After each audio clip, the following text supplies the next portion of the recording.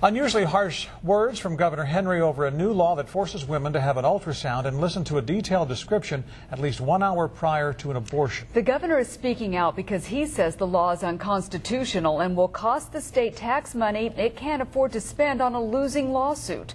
Our Oklahoma Impact team has been investigating. Here's Alex Cameron. Governor Henry first vetoed this legislation, then the legislature voted to override his veto. That same day, a nonprofit group filed a lawsuit claiming that the law is unconstitutional.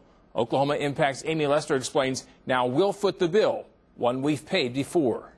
It went too far, it was unreasonable, and it was, in my view, based on my legal team's analysis, clearly unconstitutional. There's no question in Governor Brad Henry's mind that the new law, which forces women to have an ultrasound just before getting an abortion, is unconstitutional. That's one reason why he vetoed it and why he does not agree with the legislature's override of this and another anti-abortion bill. I think it's a bit irresponsible for the legislature to pass those pieces of legislation. Irresponsible, the governor says, because lawmakers knew the legislation would be challenged in court. It will cost the state and the taxpayers a lot of money to defend this law, and ultimately, I believe, based on my legal analysis, that once again it will be held unconstitutional. The state already lost the battle on a similar ultrasound law once before when the court ruled it unconstitutional for covering too many subjects. And lawmakers are not surprised there's a lawsuit again this time around. But Senate President Pro Tem Glenn Coffey says that's not something they should consider. I'm not sure that making a dollars and cents decision on whether a lawsuit will result from it really comes into play there. Is this the right thing to do for Oklahomans? It really should motivate our voting decisions.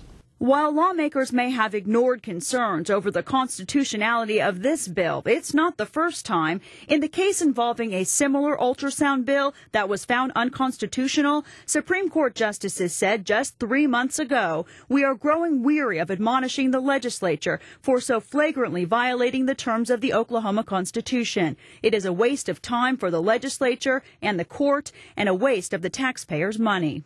So how much do these legal battles cost? It's not easy to put an exact dollar figure on it.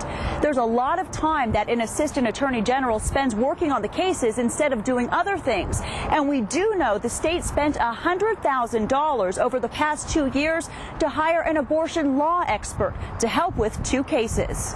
That expert is Teresa Collette. The legislature gave the Attorney General's office $100,000 to pay her for work on the prior ultrasound case and another anti-abortion case. Both were ruled unconstitutional. There are specialty areas of law, and sometimes it makes sense to bring in a specialist on the issue. Senator Coffey defends the decision to hire the expert, and while the legislature has not appropriated money for her assistance on the new case, the Attorney General's office tells us high-ranking staff in the House and Senate have expressed an interest in hiring her again, with a likely price cap of $100,000. So what would you say to someone who says it's outrageous to spend $100,000 to hire an expert and then to possibly hire this expert again? I simply disagree. I think it's an important issue that most Oklahomans think that we should fight for protecting. The fight may not end here. The nonprofit group suing the state on behalf of Oklahoma abortion providers, Reproductive Rights out of New York, plans to keep watching and won't be shy about suing again. Our filing suit is an effort to safeguard the rights of women in Oklahoma, and we're going to continue to do that so long as their rights are in jeopardy. Amy Lester, the Oklahoma Impact Team.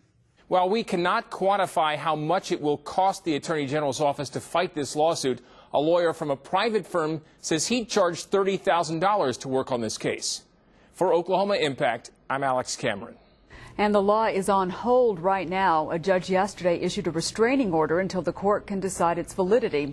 We want to know what you think about all this. To leave us a comment or to read the court documents to see why lawyers believe the law is unconstitutional, go to our website, newson6.com. Click on the Oklahoma